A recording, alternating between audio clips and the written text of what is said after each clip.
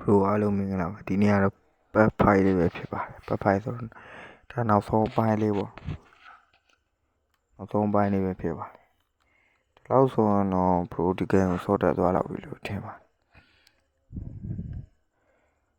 စောတက်သွားကြရင်တော့နောက်ထပ် game တွေထပ်လာအောင်မှာပဲဖြစ်ပါတယ်ဒီအကောင်လေးတွေကနေလာအောင်မှာဖြစ်ပါတယ်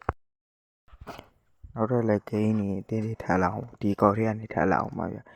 ဘလို့စောပတ်ထားတာဒီပဲတစ်ချက်ကြည့်လိုက်ပါဒီကနေတင်ပြီးတော့ဘက်ကိုသွားမှာဒါတော့ကုန်တင်တဲ့အခန်းလေးမနော်ဒါနောက်ဆုံးခန်းလေးပဲဒီကမ်းမြေနောက်ထပ်ဂိမ်းအစ်စ်တွေပဲလာတော့ဒီကားကင်းကိုဒီလောက်တော့စောတက်သွားလောက်ပြီလို့ထင်ပါတယ်စောတက်သေးတယ်စောကြည့်လို့မစောတက်သေးတဲ့အကြောင်းအရာတွေရှိရင်လည်း comment တွေမှာချရေးသွားလို့ရတယ်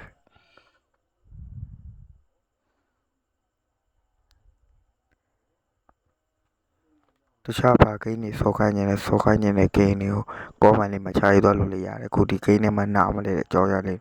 ကောမန်ထဲမှာချရေးသွားလို့လည်းရတယ်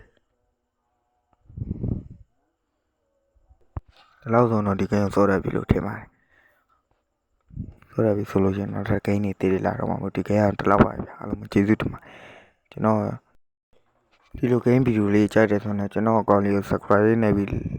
like လေးနှိပ်ခဲ့ပေးပါ subscribe လေးနှိပ်ခဲ့ပေးပါဗျာနော်နောက်ဆိုရင်လည်းဒီလိုမျိုး